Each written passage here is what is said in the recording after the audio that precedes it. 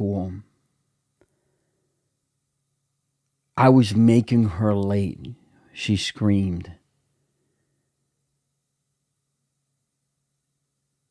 She'd walked into class as it was still going, and we had an eye doctor appointment for me that day. And so I watched as all of my friends witnessed me get embarrassed in front of them by my mother as she screamed that I was making us late for the eye doctor and I need to get out of there now. And so I got up and got my backpack and walked out to the car. I remember turning over my shoulder and looking into the classroom, seeing all of my classmates staring at me, laughing. That was the impact my mother had on my high school experience.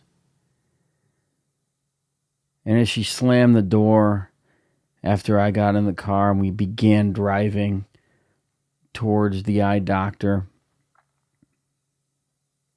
she continually berated me because I had made us late. This is what I experienced on a daily basis. Now, mind you, she didn't tell me I had an eye appointment that day. But I couldn't say that.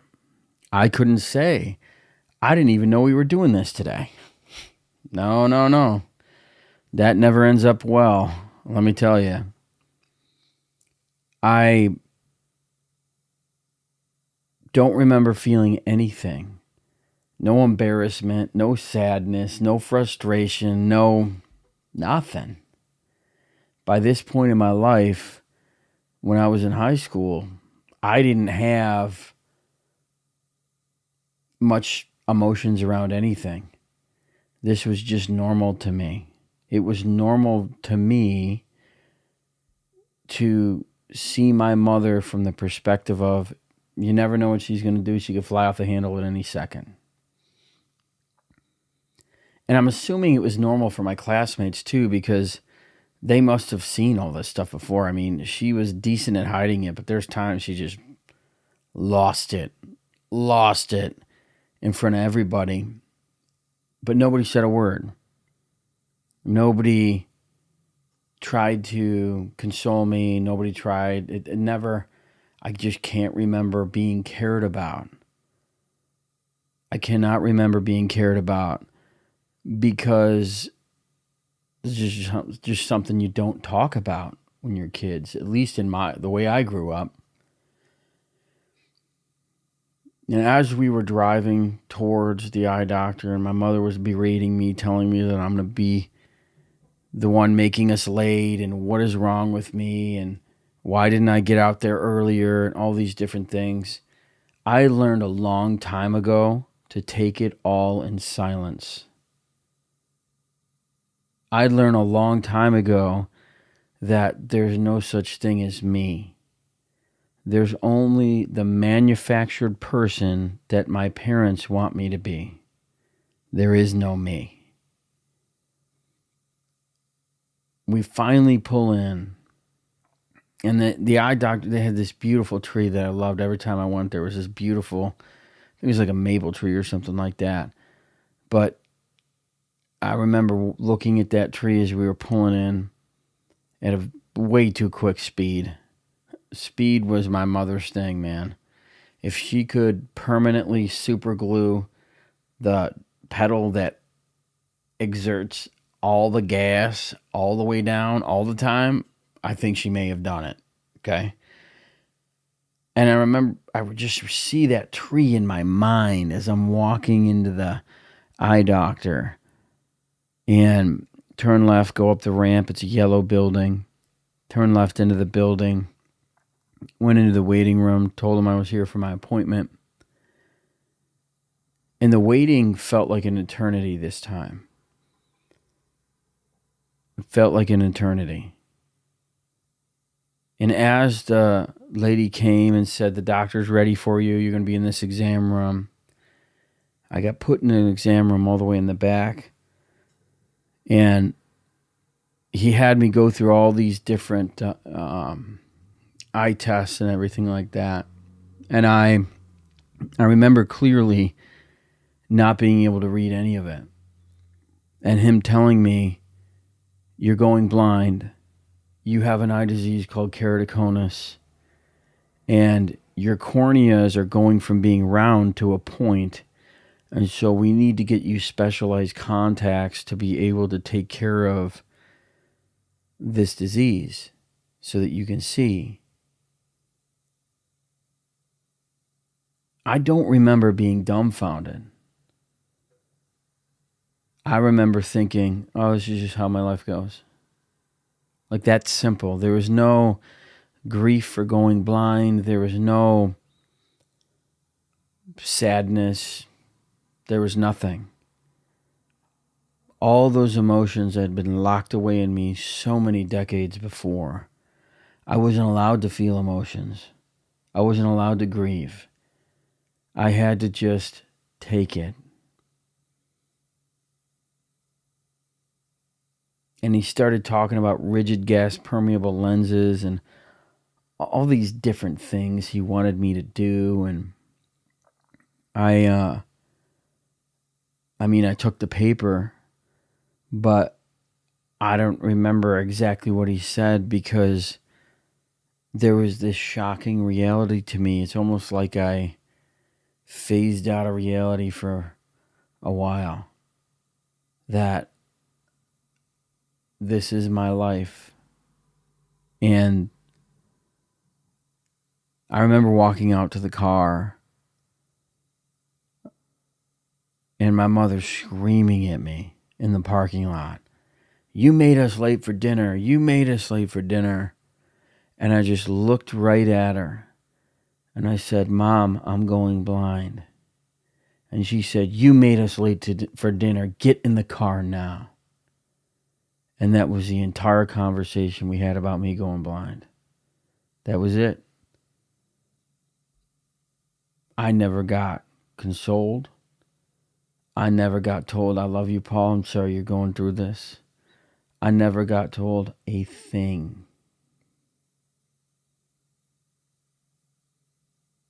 In my world, being me meant being as invisible as possible.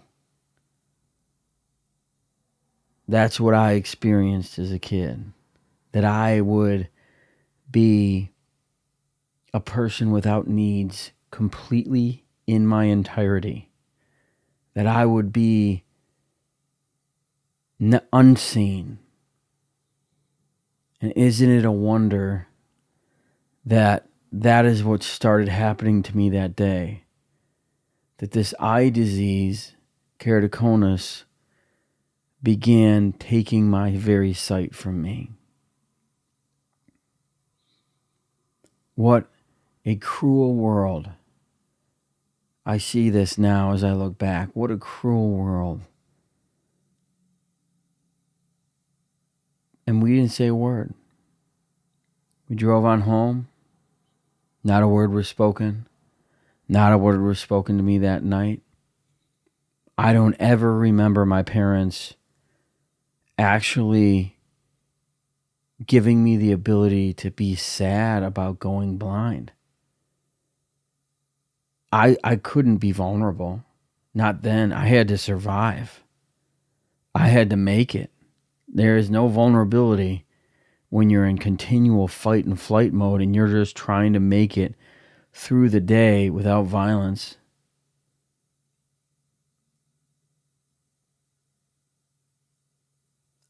These are the moments of my life that I grieved much later in life.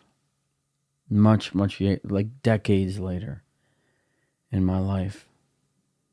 Being all alone, and the darkness was taking me.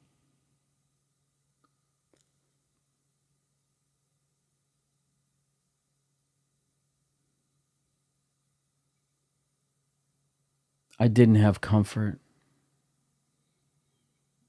I didn't talk about it with anybody.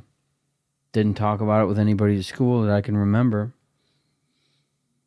All I knew was that I was a burden and I was a problem, and I was going to cost more money. I remember her saying that. Now you're going to cost us more money. I wasn't considered. I wasn't valuable. I wasn't important. I was going blind. And that was the last thing on their mind.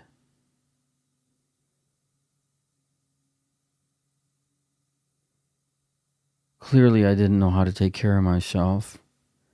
I didn't know how to understand this. I didn't know how to have feelings about it. It just was. It was what it was. I finally understood why it was getting harder and harder to see the board. Why I wasn't able to do my homework correctly, because I couldn't ask for help. That's something you didn't do in my household. You ask for help that's showing vulnerability, you become a target where I come from. You don't get what you need, you become a target very quickly. And so I used to sit at the back of the room, and now I'm in the middle of the room, then I'm in the front of the room, which is opposite of me.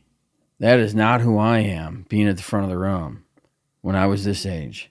I was always playing the background, trying to not cause any waves, trying to fit in, would never do anything that would get a phone call home, I'll tell you that much. That was not me. I was a very reserved, calculating kid.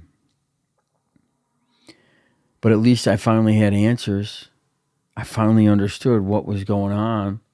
So at least I had some semblance of an idea on what needed to get fixed. And I still felt nothing. Nothing. Not a single thing. As I've looked through my history, I believe that this was a defining point for me. That I'm going to go blind and no one's going to see me as important at all. No one's going to see this moment as important at all. That I'm going to be